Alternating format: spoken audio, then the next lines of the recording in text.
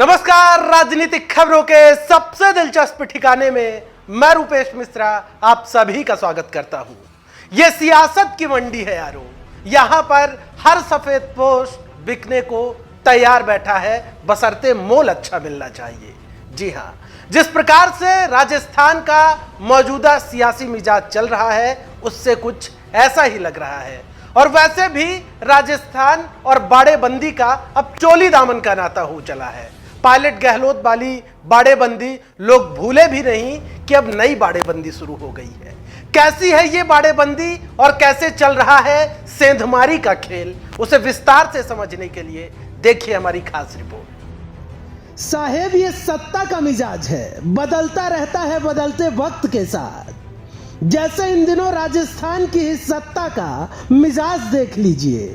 चाहे भाजपा हो या कांग्रेस, दोनों ही दलों को अपनों का ही डर सताने लगा है। और उससे भी शर्म की बात यह है कि हर जनप्रतिनिधि बिकने को तैयार है, लेकिन आकाओं ने पैनी निगाहें लगा रखी हैं कि तुम चाहोगे तो भी नहीं बिकने देंगे। खैर, लग रहा है कि राजस्थान की सियासत का डीएनए ही बिकाऊ हो गया है, तभी तो बाड़ेबंदी का दौर यहां खत्म ही नहीं हो पाता। लोगों के मस्तिष्क से पायलट गहलोत वाली 33 दिनों तक चली बाड़ाबंदी की यादें धूमिल ही हो रही थी कि माननीय पार्षद बिकने को तैयार हो गए। आपको बता दें कि ऐसा हम नहीं बल्कि भाजपा कांग्रेस के नेता एक दूसरे पर ऐसा आरोप मढ़ रहे हैं। खैर, पायलट गहलोत वाली बाड़ाबंदी और अभी चल रही बाड़ाबंदी में काफी कुछ एक जैसा ही है। जैसे ऑडियो कांड को ही ले लीजिए।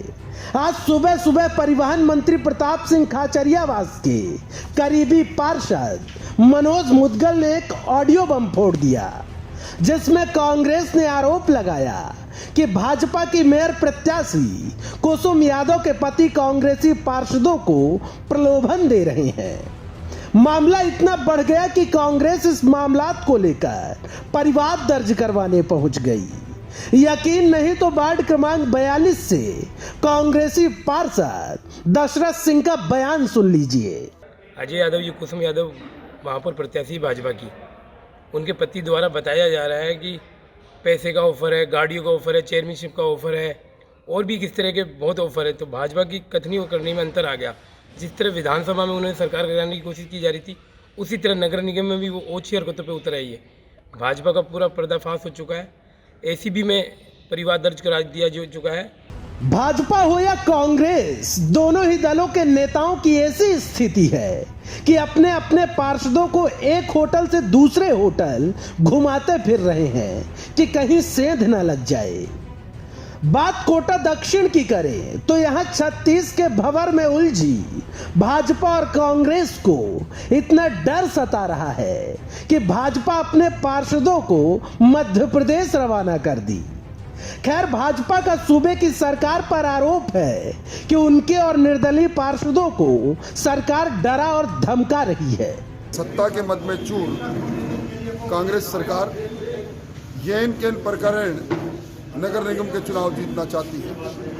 कोटा के अंदर, कोटा दक्षिण के अंदर, जहां भारतीय जनता पार्टी और कांग्रेस के बराबर बराबर पार्षद जीते हैं, वहां पुलिस के बल पर धमका के, डरा के, प्रलोभन देकर जो निर्दलीय पार्षद हैं, जो भारतीय जनता पार्टी समर्थित है, उन्हें जानबूझकर दबाव में लेकर कांग्रेस को वोट देने के लिए पुलिस और धन का उपयोग कर रहे हैं, पुलिस बल का उपयोग कर रहे हैं। डराया जा रहा है, धमकाया जा रहा है। ये लोकतंत्र को कमजोर करने की बात है। इसकी जितनी निंदा की जाए उतनी कम है। कुल मिलाकर ऐसा महसूस हो रहा है जैसे राजस्थान में इन दिनों पार्षदों की मंडी सजी हुई है। दाम बोलिए, पार्षद ले जाइए। ऐसा भाजपा कांग्रेस का डर देखकर लग रहा है। खैर, आज की रात कयामत की रात है और ये कयामत की रात किस पर भारी पड़ती है, ये कल का उगता सूरज और ढलती शाम तय कर देगी।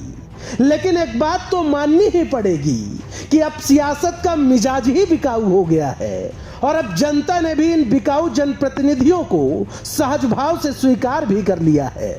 Bureau report, the fact India.